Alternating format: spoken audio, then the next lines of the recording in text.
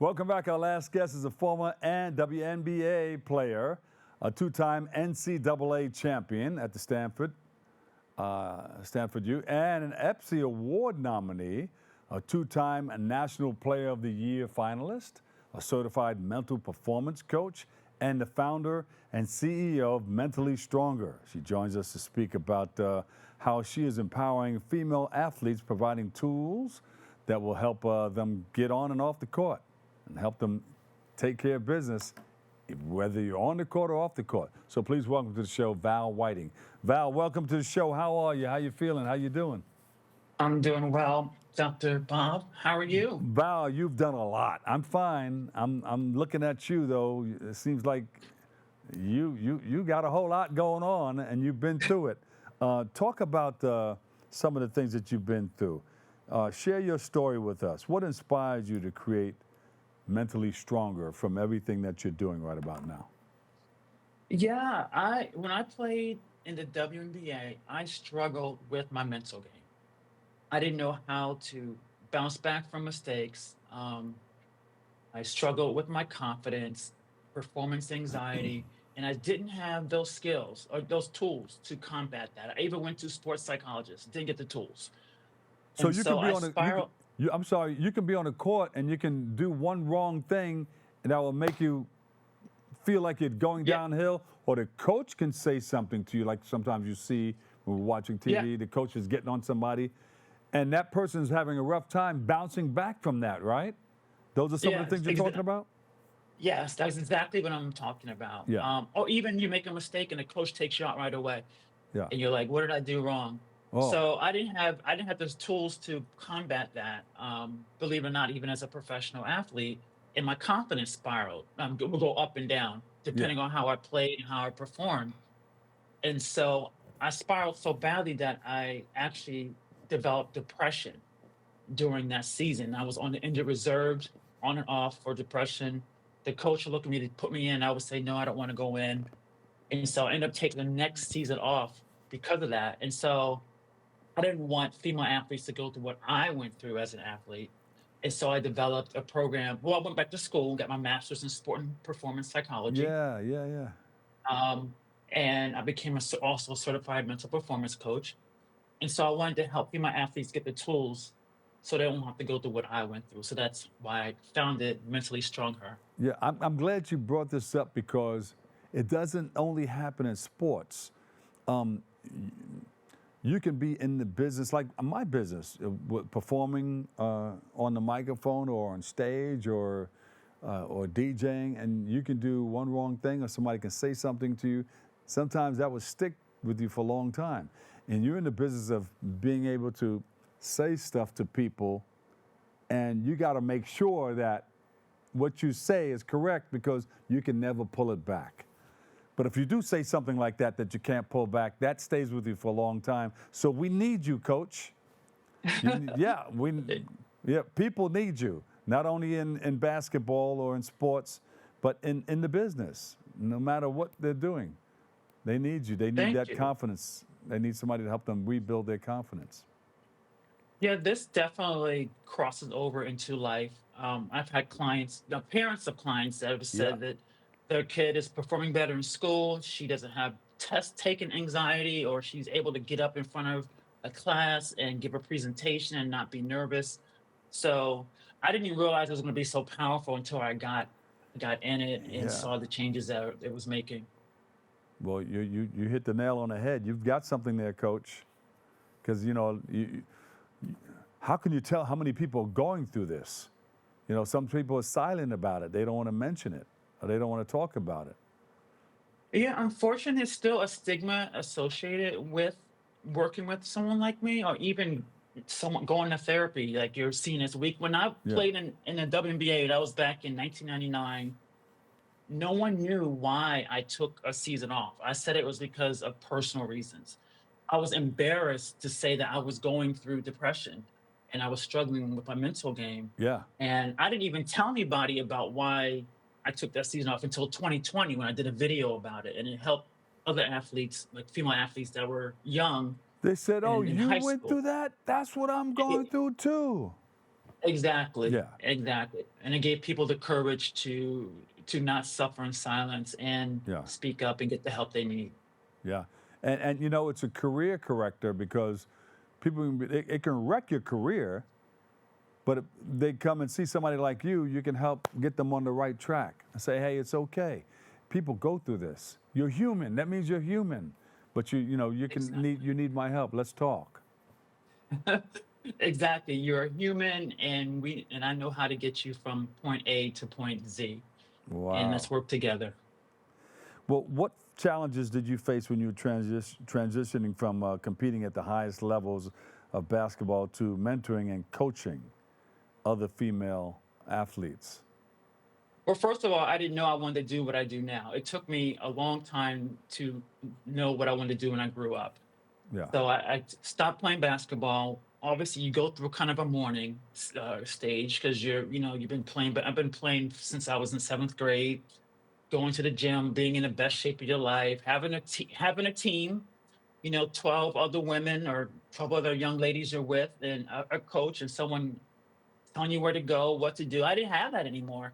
So I didn't know what I wanted to do. And I was teaching, having basketball camps and doing basketball player development. I even did some tutoring in math and science. I was even thinking about going back to medical school, a whole bunch of stuff. And then in 2020, the pandemic hit, and I became a influencer on TikTok for female athletes. And I started getting a lot of questions about sports psychology from female Ah, athletes. yeah. Hey, the coach is taking me out, and I can't stop thinking about this mistake, and I'm scared to go in. And I was like, you know what? There's something here. People need help, and that's how I started looking more into the sports psychology side of things and got trained. So that's how I got started, and I went from not playing basketball to what I do now. Yeah. But do you tell them, hey, you know what? You think about that, what you got you in trouble mentally a lot of, for a long time. But do you ever try to think about all the things that make you great or got you to where you are or got you into the WNBA? Because some of those I things will help, help offset the other thing. I don't know. I don't know. Yeah. And that's some of the things I Well, do. I try to think about some of the positive things that help me get to where I am. And sometimes I got to psych myself out and tell myself how good I am. And I know people do that in every field. well, that's an exercise I do with my clients. It's called the confidence resume. Ah, yeah. You sit down and you write down all the things that make you great, that make you Ah, awesome, there things you that go. your parents have said to you, things that coaches have said to you, your accomplishments, and you write it down. And it's a dynamic document. And you consistently look at it when, hey, I'm not having a good day. Let me check out my confidence resume. I've done this exercise with executives as well. Yeah. And it's really powerful. And it really reminds you who you are and helps you keep going. Yeah. So you take a piece of paper like that, you fold it in half, the You good just and the write. bad, No, just the good, just the good. just the good. Yes, yes, and you always add to it. It's dynamic, so you're constantly adding to it. Uh huh. When you get your award for what you're doing, you write down your award. Or you think about what you did 10 years ago. I did this, and so confidence is built also on evidence. Your brain knows what Mm-hmm. responds to what you did, not how you're necessarily feeling in the moment. And you're giving your brain evidence, that's giving you confidence. So confidence can be trained. And that's one of the tools that I use, the confidence resume. I got that from actually a sports psychologist named Dr. Patrick Combs. He uses the Oh, confidence resume. you got the research going on. Go ahead. So all of this is in Mentally Stronger Her? Mentally strong her, yes. I Mentally first Strong work Her. with work with I first started working with one-on-one clients. But then I developed a program called Mentally Strong Her Academy Uh huh. because working with me one on one is not accessible to everybody. Yeah. And Mentally Strong Her Academy makes it more accessible, That meaning makes a they lot of only sense. pay like $60 a month. We meet twice per month. They get coaching, they get resources, they get a community of female athletes. So that's my mission is to get girls working on their mental game Uh huh. at a reasonable price. And that's why I formed the academy. So you have somebody who comes to you that made a major mistake. what do you first tell them? Because it doesn't go away right away, but you have to get them into another way of thinking. So I want to frame that a lot of kids and athletes think mistakes are bad. And yeah, turnovers, who wants to average like 5 turnovers a game? But Yeah. mistakes are how you learn. But Yes. in the moment of the game, you can't be thinking about that, right? You got to have that goldfish mentality. 10 seconds, it's forgotten. So I give them a routine, a mistake ritual, or a bounce back ritual that they have, that the mistake is forgotten. Now, if you want to think about the mistake, think about it after the game, write it down, see what you could have done better. But in the moment, especially in a game of basketball, um, I read somewhere that the average basketball player holds on to mistakes a minute and a half. And how much can happen in a minute and a half in a game when you're thinking about what happened a minute and a half ago when you got to take that next shot? Yeah. So to give athletes that next play mentality, next possession mentality, I give them a reset routine that's based on their own personal reset word, physical motion, and they take a deep breath and it's forgotten. The problem with that is sometimes coaches make it hard because make a mistake, coach takes you out. And so coaches are working against what I'm giving athletes. And I try to Right. tell coaches, don't be that kind of coach that pulls an athlete when they make a mistake. Athletes need to learn how to play through mistakes. That's how they grow. You want an athlete who can grow through adversity, not one that wants to make a mistake, you take them out and they're on the bench. Yeah. So I try to give coaches that tip as well. And I work with teams. I'm working with 3 basketball teams right now, and I always tell the coaches, I know it's hard. They make a mistake, but you got to keep them in. They got a routine. They got a bounce back ritual. Keep them in so they can learn how to play through. Yeah, some of those coaches are listening to you because you see some, even in football, the guy will make a mistake, who will fumble. They will try to put that guy back out there. Hey, redeem yourself.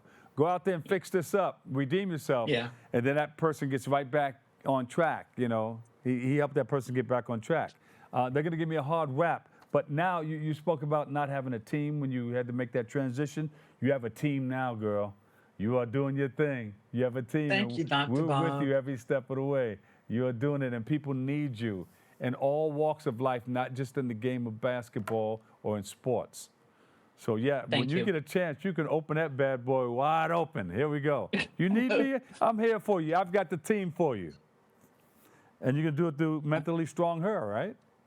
Yes, thank you for having me. I appreciate the insightful questions and your enthusiasm. So thank you for coming on, and come back and share more because we need people like you. Val, thank you. Thank you so much.